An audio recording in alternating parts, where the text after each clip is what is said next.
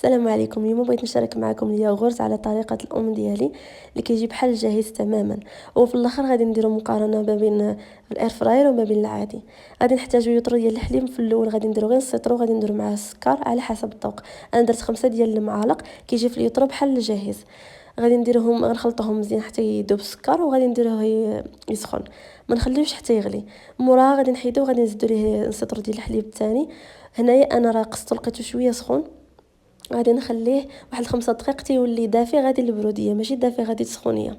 هذا هو السر باش يجيكم بحال الجاهز. وهنايا غادي نديرو الياغورت اللي بغينا. الا كيعجبكم بحال هكا كريمي، انا كيعجبني كريمي، درت هذا اللي كريمي. الا كيعجبكم عاقد ديروا العاقد، غادي يخرج لكم بحال هذاك الياغورت اللي درتو. غادي نديروه وغادي نخلطوه مزيان. كنعتذر على الصوت ديالي، ضربني البرد، داكشي علاش الصوت ديالي بحال هكا. كنعتذر منكم، بقيت كنحيد فيه ما خليت فيه حتى شي حاجه.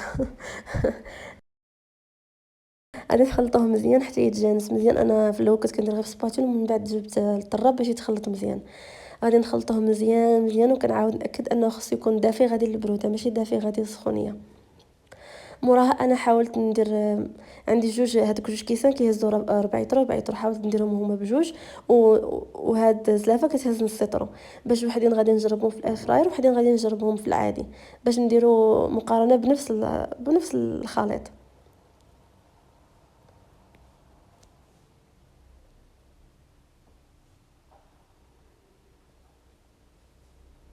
هنايا نحاول نديرهم في الاير فراير وغطيهم باش ما بغيتو. انا لقيت هادو ديال السيليكون قدهم فغطيتهم بهم. تقدروا تغطيوهم بالكاغيط وبابي الومنيوم، ولا تغطيوهم باي حاجه تقدر تدخل لكم الاير فراير.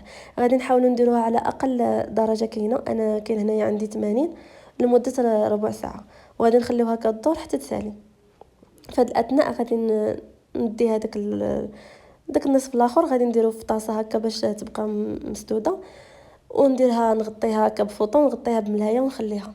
نغطيها في شي بلاصه هكا فوق طبله ولا شي حاجه باش ولا نغطيها نحط هذيك الملايه من التحت ديالها باش تسخن مزيان. المفروض تبقى 8 السوايع، ولكن انا غندير لها بحال الافراير 6 السوايع. هنايا كانت الافراير سالت مع ديك 7 وثلث. هنا نوريكم في الساعه. و وهنايا دابا كانت 12 و55، وانا جبتهم بجوج باش نقارنوا. قبيله فاش كنت غادا كانت تكفح ليا شويه، فماشي مشكل. هنايا شو كي جا ما شادش راسو مزيان، ولكن واخا هكاك جاي زوين. ها هو انا نوري لكم في المعلقه، ولكن ما شادش راسو مزيان. غنحاولوا نشوفوا ديال الاير فراير.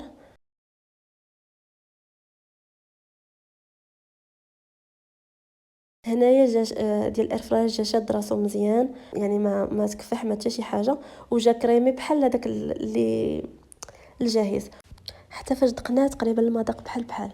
يعني صراحه زوين بزاف. انا عجبني هذا ديال الاير فراير، خصوصا ان الوقت وما فيهش هذاك نغطيه وما نغطيهش ونحضي معاه انه شي واحد يكفحه ولا شي حاجه. هذاك اللي في الزلافه، الا بغيتو يزيد يعقد بحال هكا زيدوه واحد ساعتين ولا 3 السوايع.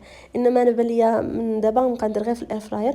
انا كنت متردده ان كنقول زعما ما كاينلاش، ولكن الاير فراير كنتمنى يعجبكم الفيديو. شكرا.